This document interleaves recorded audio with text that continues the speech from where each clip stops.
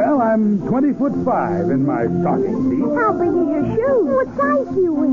Size 902 in a triple Z. That's our daddy, the big guy.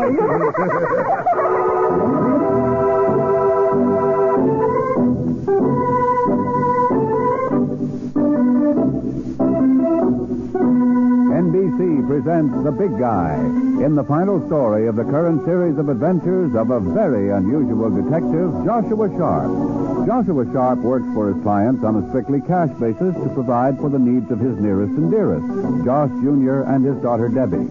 To these two, Sharp is both father and mother. To his clients, he is a good detective. To Josh and Debbie, he's the friendly magician, the fabulous hero, the giant among giants, the Big Guy.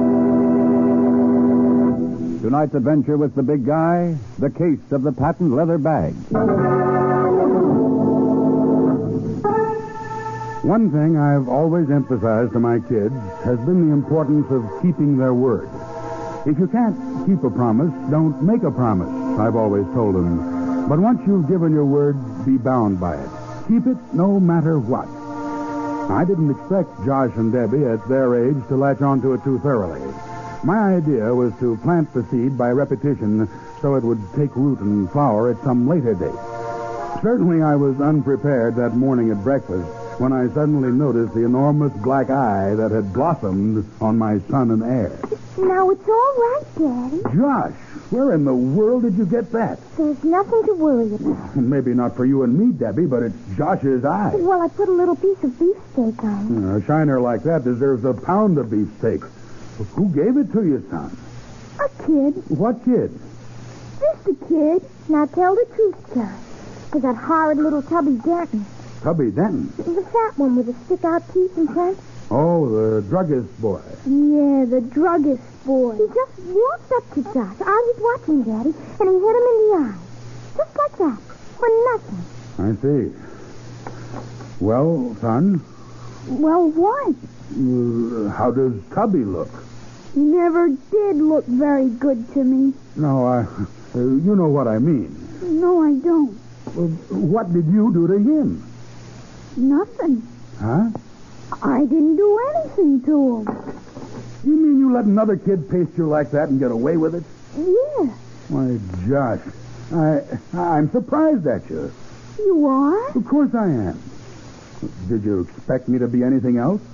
Yes, sir. I did. Well, what?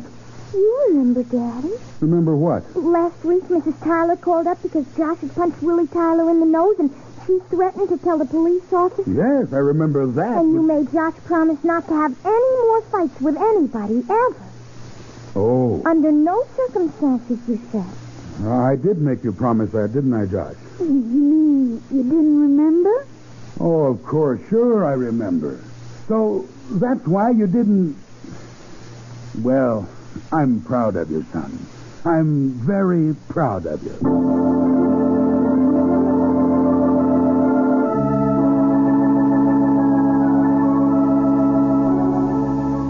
But I was also late to work, so I kissed my two goodbye and hurried down the steps. I made a mental note that I must reopen the subject of fights and make a clear distinction between unprovoked aggression and justified self-defense.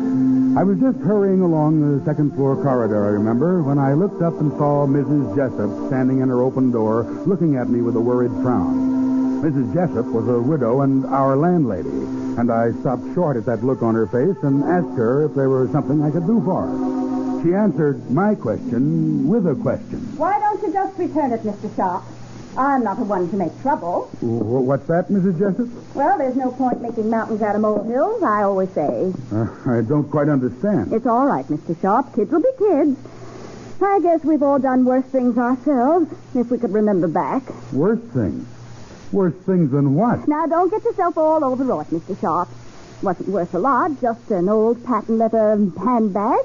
Patent leather handbag? Just young really wouldn't be seen dead carrying it around, but, well, that's not it, you know. It's the principle of the thing. Do I understand you're trying to say my children stole a handbag?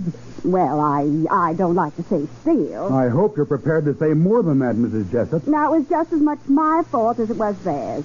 They play up and down these steps all day, and I should have known enough not to go out and leave my door open. Listen, Mrs. Jessup, you can leave your door open any time you please, day and night. Josh and Debbie would never walk into your apartment. Well, I know you believe that, and it's a credit to you, Mr. Sharp, but, well, the fact remains that they did. You mean you accuse my kids? I'm not accusing anybody. You needn't be afraid of lawsuits, lady. That's not the point at all. I don't think in terms of libel and slander.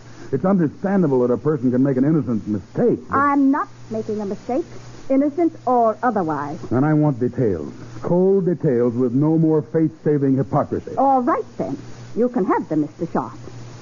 I left the house yesterday afternoon at 3 o'clock. There was nobody here, not a soul anywhere on any of the floors, except those 2 kids of yours, and they were playing here in this hall. Go on. Well, a little after 5, I got back, and the handbag was gone. So?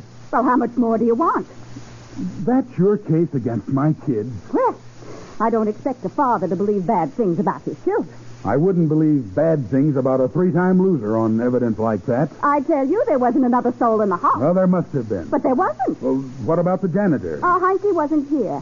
It was his sister's birthday, and he had the afternoon off. Besides, he knew nothing about the handbag. You mean Josh and Debbie did? Yes, Mr. Sharp.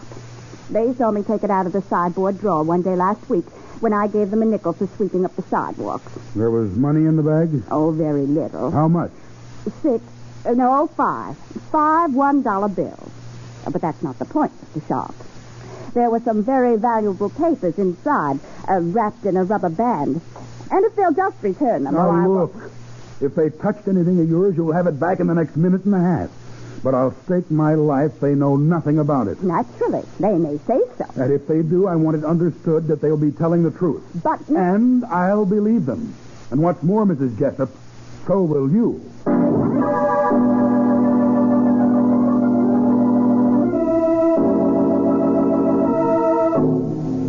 Even as I ran back upstairs, I realized I was being completely unfair. If the kids had been alone in the house and the handbag had been stolen, the woman could be forgiven for thinking Josh and Debbie had something to do with the theft. On the other hand, I knew my kids. Somebody must have come in and taken the bag, and the kids probably had seen them. Likely enough, I told myself, they'll be able to clear the situation up immediately. I opened the door and saw the children sitting on the floor, playing a quiet game of checkers. Daddy, you back, Daddy? Yeah. You're not sick or something? Sick? No, I'm fine, baby. Then why didn't you go to the office? Oh, I just wanted to talk to you for a minute. To me? To both of you. What about, Daddy? Well, I want you to understand that Daddy knows. I don't think for a moment that... Son. Yes, Daddy? Baby. What's wrong, Daddy? Have you ever at any time gone into Mrs. Jessup's apartment? Well, yes. Yes, we have. You have? Why would you do a thing like that? Well, she's invited us in. Once we swept the sidewalks and she gave us a nickel for it. Oh, you don't understand, baby. I mean, have you ever gone in when she's not at home? No, we haven't. I see. Yesterday afternoon at 3 o'clock, it seemed she went out for a while. We saw her. We were down there in the hall. For what? We were just playing in front of her door. Uh-huh. Well, how long did you play in front of her door, sweetheart? Oh, till 5, or anyhow, almost. That's right, it was just about 5 when we went out on the sidewalk and Tubby punched me in the eye. Then you must have seen him. Him? Or her. Who? The person who entered Mrs. Jessup's place at some time between 3 and 5. Oh, we didn't see a soul, did we, Josh? No, we didn't see anybody. That's not possible. Why isn't it? Because somebody, I don't know who, but somebody was in her apartment, Debbie. Oh, no, there wasn't. Yes, there was. And if you were playing in front of the door, they had to pass you. You must have seen them. But we didn't. Honey. I'm sorry, Daddy, but there just wasn't anybody in the house except us all afternoon. He's right. We didn't see a soul. Oh, this is just about enough to drive a man crazy. What is? And you two didn't go into Mrs. Jessup? No. You didn't so much as set foot inside? No, Daddy, we're telling you the truth. We didn't. I'll get it. No, you stay right where you are. And if it's Mrs. Jessup, you two go into the bedroom while I... Oh. I got the stuff here your kids ordered. What? Yeah, a hunting knife and a sewing kit. Who are you? Delivery boy from Krause's toy store over on 3rd Avenue. You know anything about this, Debbie? Well, yes, Daddy. We told Mr. Krause what we wanted yesterday afternoon, and he said he'd probably have them in by this morning. Yeah, that's right. So we got them in. So I brought them over. COD, mister. The things are $2.50 apiece. What did you say? $2.50 apiece. Oh, it's all right, Daddy. We've got the money. Josh? Yeah? Give it to Daddy. Oh, wait a second. Here it is. $2.50 apiece makes 5. Where did you get this? What, Daddy? What are you doing with $5? It's ours, Daddy. Ours. Hey, what about the stuff, mister? Don't bother me. Yeah, but... Get out of here. Yes, sir. Daddy? Kids, have I ever said no when you wanted anything in reason? We didn't want anything, Daddy. It just came our way. Came your way? Like I told you, Daddy. You didn't take a handbag out of Mrs. Jessup's apartment? Take a handbag? Gee, Daddy, that would be stealing.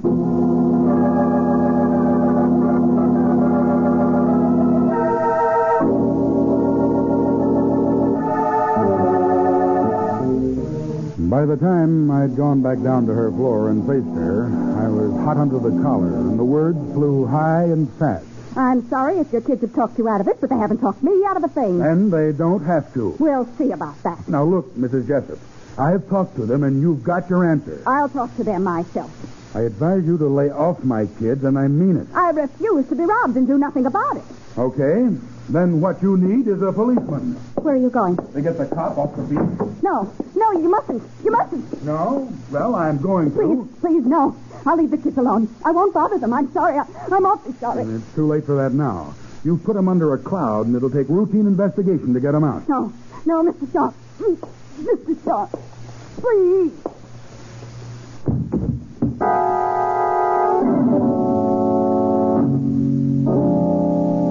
She had fallen at full length on her parlor rug. Her eyes rolled back and her arms and legs stiff and rigid. I knelt over her and listened for a heartbeat. I knew she'd had some kind of attack. And while I listened, her lips moved weakly. The words were breathy but distinct. Mary Bell. Mary Bell, doctor.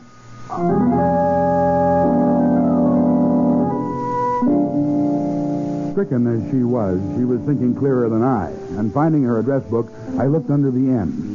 There at the top, I read Ed Merivale John Lindsay, M.D., with an address on Justin Street and a phone number. I dialed and waited a few hundred years before there was an answer on the other end. Dr. Merivale speaking. This is Joshua Sharp. Yes, Mr. Sharp. I think you know a woman named Jessup, Mrs. Irma Jessup? Irma Jessup? Yes, she owns a house at 46 Tyne Avenue. I don't believe I've ever heard of her. Oh, maybe your partner, Dr. Lindsay, knows her.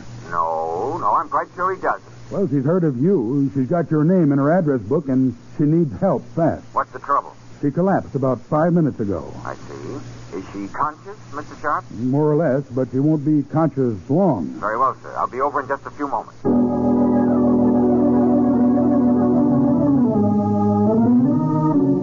And he was. A tall, dignified, gray-haired man who took one look at the situation, frowned, and asked to be left alone with the patient. I left him and walked up to my own flat to do a little thinking. I felt badly about the business. The woman probably had a bad ticker, and I'd done her no good flying off the handle the way I did. I was just getting around to wondering why she was so afraid of the police when... Yeah? Commander? Oh, I meant to phone you, Risky. Well, what's happened? I thought you were coming to the office early. No, I've had a bad morning. Oh. Anything I can do? No, I don't think so, Risky. Take a chance and ask. Well, I'm interested in finding a black patent leather handbag. Why? It was stolen from the apartment of my landlady, Mrs. Irma Jessup, at 46 Tyne Avenue, sometime between 3 and 5 yesterday afternoon. Huh? Well, could I ask you why you should bother your head? My head's already bothered. The woman has been flinging accusations. Well, at who? I can't say right now. No? No, I'm not alone. You mean she's accusing the kid? You're as sharp as a tack, chum. Well, but why did she pick on them? Well, there wasn't anybody else in the house at the time. Well, what to have stopped the second-story man from coming in? Nothing that I can think of. Well, you just hold your hat, Commander. I'll check around among some friends of mine I shouldn't have. I'll see if I can get a lead.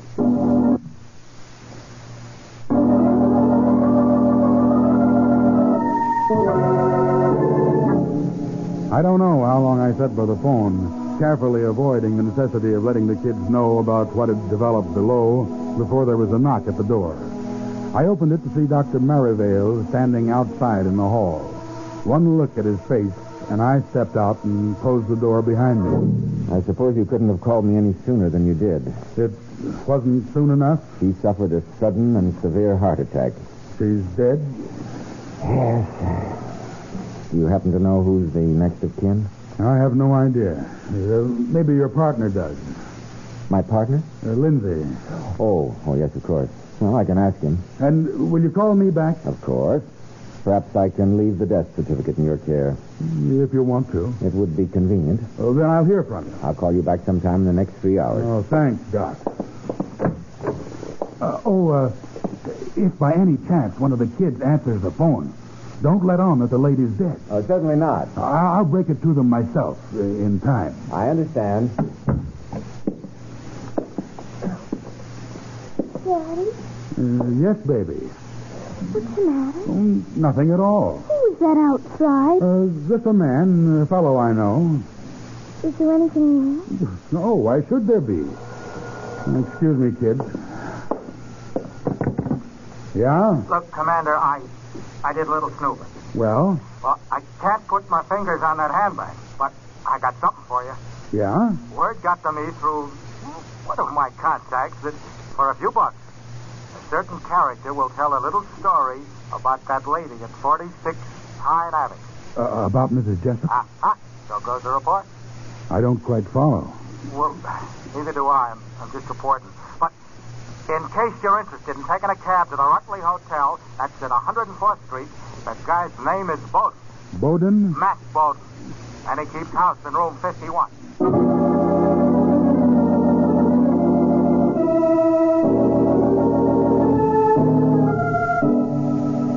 I took a cab then to the Rutley Hotel and asked for Mr. Bowden.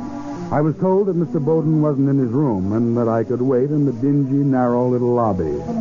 I just sat down and was opening a newspaper when a voice said quietly, You're Sharp? Who are you? There was a detective named Sharp who was coming to see me. I thought maybe you was him. Are you Mac Bowden? Oh, then you are him, huh? Oh, what's this highly touted story about Irma Jessup? Look, could you keep your voice down? Down? Oh, all right. But nobody's listening. Somebody might. Look, I got a room rent bill here for $120, Mr. Sharp. Oh, that's your asking price? That's the rock-bottom final figure. Well, I'd have to get it out of the bank. It ain't 3 o'clock yet. What reason have I got to think you know anything worth that much dough?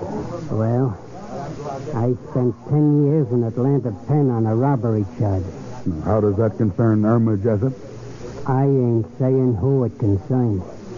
But for the 120, I'll spin you a yarn to open your eyes. All right.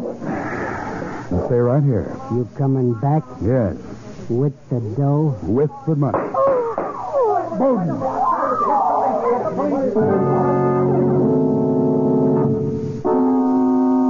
The bullets had come blazing down from the dark, rickety balcony that ringed the Rutley lobby, and Bowden crashed to the unswept floor at my feet and died there. The killer had his exit planned so well that the balcony was deserted by the time I found the stairs and stumbled up in the half-light.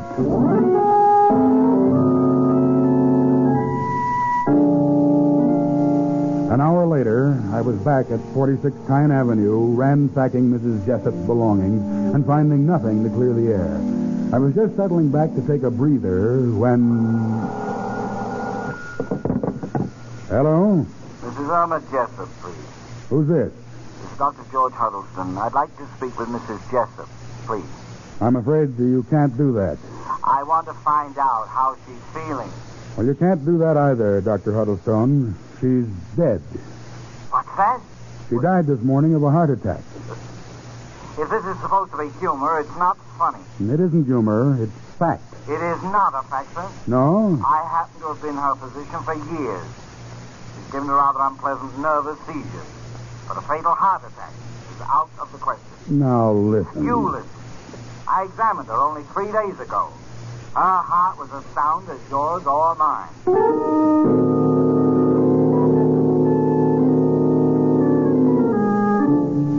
I sat for some time, puzzled, reaching out for something to add up and get a sensible answer. Then I picked up the phone and dialed Maryvale's office. The secretary answered and said he wasn't in. He should call back shortly, though. I'll tell him you want to talk to him. Perhaps I could talk to Dr. Lindsay then. Who, sir? Dr. Lindsay. Who is Dr. Lindsay? Isn't he Maryvale's partner? Dr. Maryvale has no partner.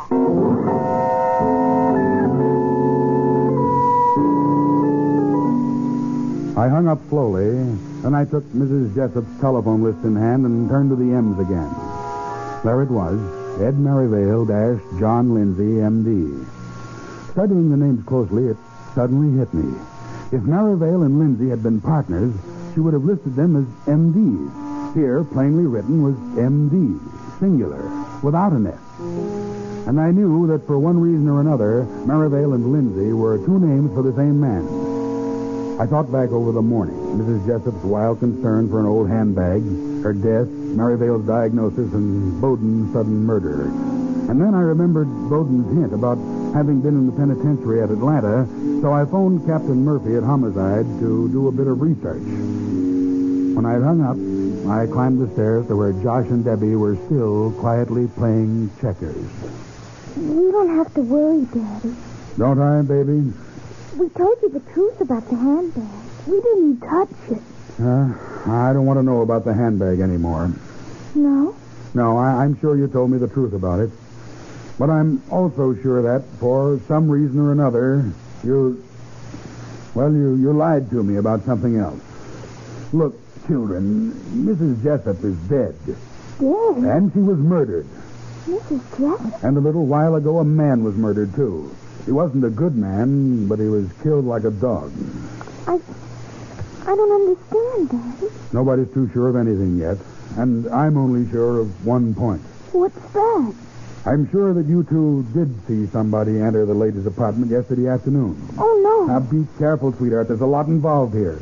The person you saw murdered Mrs. Jessup and the man. Do you understand, Debbie? Josh? Just a minute. Hello. Josh? Yes. Captain Murphy. Oh, yes, Captain. Information from Atlanta. Good. They've got a record on John Lindsay. It seems he was put away in 1930 for 10 years for medical malpractice. Well, thanks, Captain.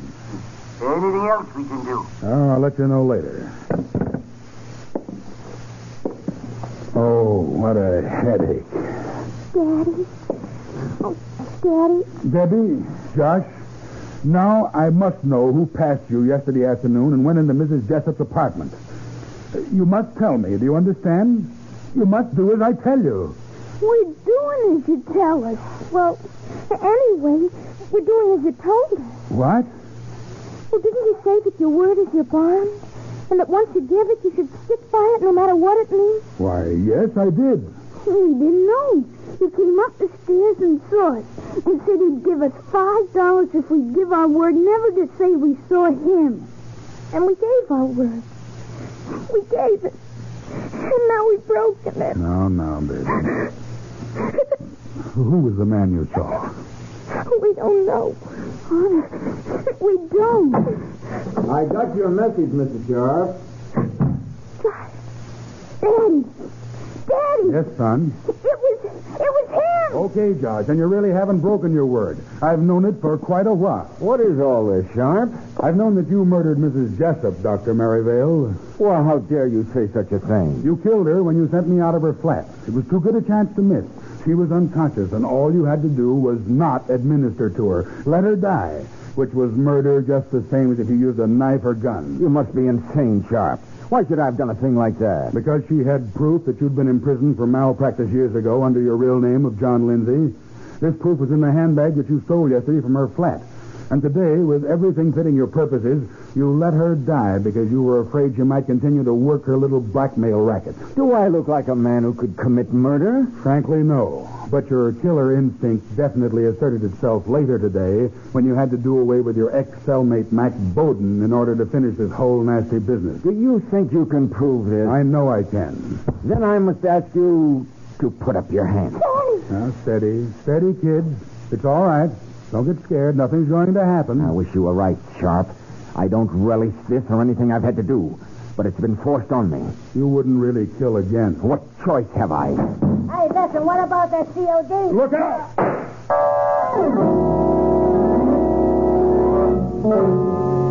Merivale swung around at the sound of the voice, firing a bullet that went high and wild, and I jumped him, knocked the gun from his hand, and the crisis was over. I left the kids alone for the few minutes it took me to get him to headquarters, and then I hopped the cab back and climbed the stairs to our flat.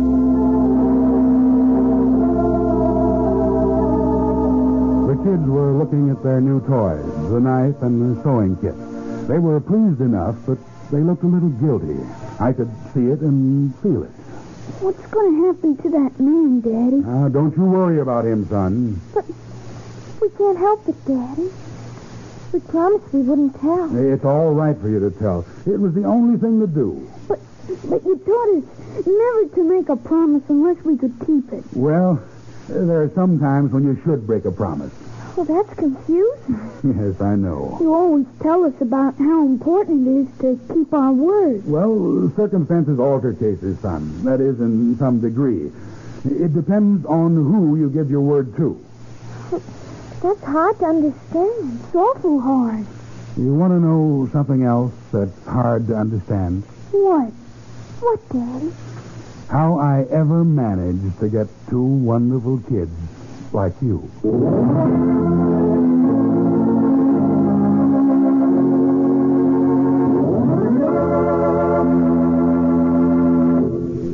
This is Josh Sharp Sr. saying goodbye for Debbie and Josh Jr. and me as we come to the end of our current series.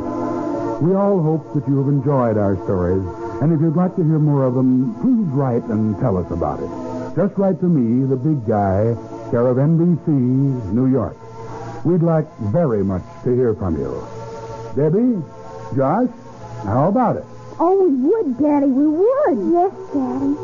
And goodbye, everybody. Goodbye. Bye. Bye. Goodbye.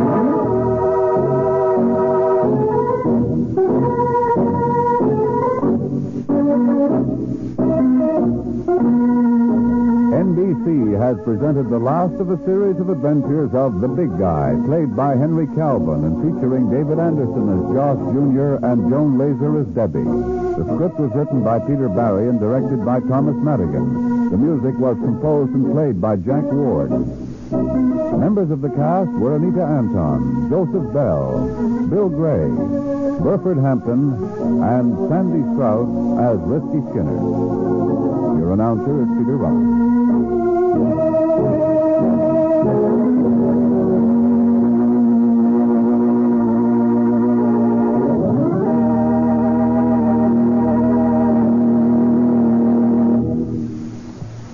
Three chimes mean good times on NBC.